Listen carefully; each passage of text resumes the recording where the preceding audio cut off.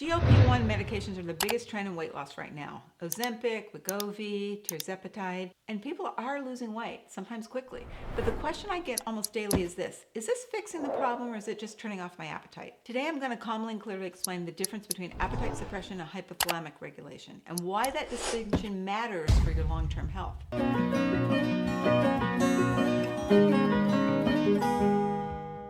I'm Deborah Maragopoulos. I'm a family nurse practitioner, and for over 30 years, I've worked with people struggling with weight, thyroid dysfunction, insulin resistance, adrenal stress, and hormonal imbalance. What I've learned is this: weight gain is rarely about willpower, it's about signaling, and signaling begins in the hypothalamus. Now, let me be fair and clear about what these medications actually do, because I'm not here to dismiss them. Let's start with what GLP meds actually do. They suppress appetite, they slow gastric emptying, improve insulin sensitivity, lower blood sugar, reduce food intake. They act on the gut, the pancreas, and appetite centers in the brain. For people with type 2 diabetes, severe obesity, and significant insulin resistance, they can be clinically appropriate and helpful.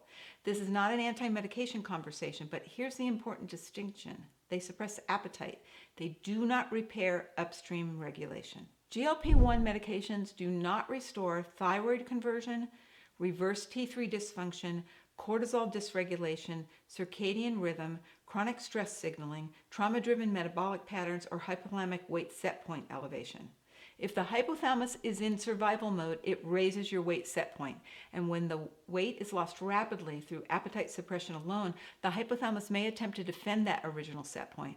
This is why some people regain weight after stopping medication, because suppression is not the same as recalibration. The hypothalamus regulates hunger, satiety, metabolism, thyroid signaling, stress hormones, sleep cycles, reproductive hormones, and insulin response. And it asks one question: is it safe to lower the weight set point? When stress, sleep disruption, inflammation, or trauma are present, the answer is often no, so the body conserves. So if GLP-1s suppress appetite, what does hypothalamic support actually do? Genesis Gold was formulated to support the hypothalamus directly.